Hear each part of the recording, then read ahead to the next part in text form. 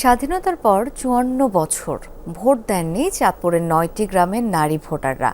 আধুনিকতার ছোঁয়ায় সব সুযোগ সুবিধা নিলেও নির্বাচন থেকে তারা দূরে।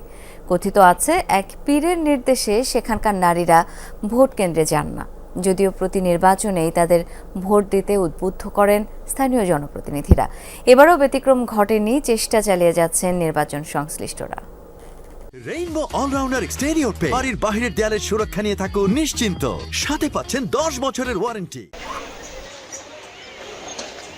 কথিত আছে ১৯৬৯ সালে ভয়াবহ কলেরা মহামারী হয়েছিল এই অঞ্চলে।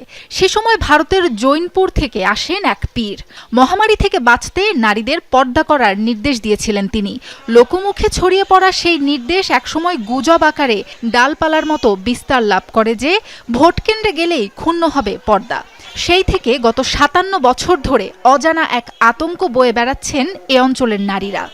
শুনছি নাকি অনেক মহামারী হয়েছে, জৈনপুর হুজুরের নিষেধাজ্ঞা আছে, তার জন্য নারীদের ভোট দেওয়ার জন্য নিষেধ আছে। এখানকার মেয়েরা সবই করে, বাজার করে, সবই করে, কিন্তু ভোট দিতে চায় না, পর্দা নাকি নষ্ট হবে। ইসলামী দৃষ্টিকোণ থেকে পর্দা মেনে চলেন চাঁদপুর ফরিদগঞ্জ উপজেলার এই ৯ গ্রামের বেশিরভাগ নারী। পর্দার মধ্যে থেকেই দৈনন্দিন কাজ করার চেষ্টা করেন এখানকার নারী সমাজ। সুশিক্ষায় শিক্ষিত হচ্ছেন, আধুনিকতার ছোঁয়াও লেগেছে সব ক্ষেত্রে। শুধু ভোট কেন্দ্র থেকেই বিমুখ তারা। তবে কেবল মুসলিম নারীরা নন, মজার বিষয় এসব গ্রামের সনাতন ধর্মাবলম্বী কোনো নারীও ভোট দিতে যান না। এমনকি পুরুষ ভোটারদের ভোটে নির্বাচিত হচ্ছেন সংরক্ষিত আসনের নারী প্রতিনিধিরা। 4 ফ্যামিলি না হিন্দু, আর সবাই তো আমনগো সজাগটা, তো হেরা যদি না দেয় আমরা কিভাবে যাই? এখানে হুজুরে না করছে, এই জন্য আমরা এখানে কোনো মেয়ের ইয়াদের নাই, কোনো মেয়েদের ভোট নেই। স্থানীয় অনেকেরই মত, পীর সাহেব মওদুদুল হাসান নারীদের পর্দাশীল হতে বলেছেন ঠিকই, তবে ভোট দিতে না যাওয়ার বিষয়টি ভিন্ন কোনোভাবে প্রভাবিত হয়েছে।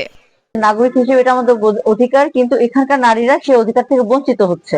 আমি নির্বাচিত হই পুরুষ ভোটারদের মাধ্যমে। আমরা আসলে অনেক চেষ্টা করছি মহিলাদেরকে বোঝানোর জন্য, ভোট কেন্দ্রে আসার জন্য, ওনারা আসে নাই। মহিলারা যদি পর্দার ভিতর থেকে সব কাজ করতে পারে, ইসলাম যদি সব হুকুম তাদেরকে দিয়ে থাকতে পারে, তাহলে ভোট দিতে পারবে না কেন?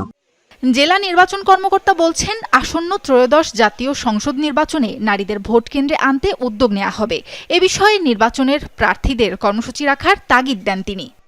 তাদেরকে অতীতেও নির্বাচন কমিশনের পক্ষ থেকে বিভিন্ন সময় সচেতন করার চেষ্টা করা হয়েছে। এবছরে আমরা তাদের সাথে বসবো, তাদেরকে সচেতন করব। প্রার্থীরা বলছেন, বিগত নির্বাচনগুলোতেও নারীদের ভোটমুখী করার চেষ্টা করেছেন।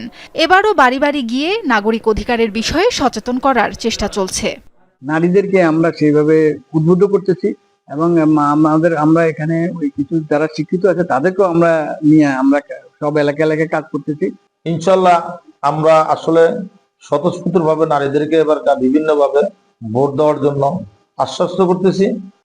১৬ নম্বর রূপসা দক্ষিণ ইউনিয়নে প্রায় ২৫,০০০ ভোটার, যার মধ্যে অর্ধেকই নারী।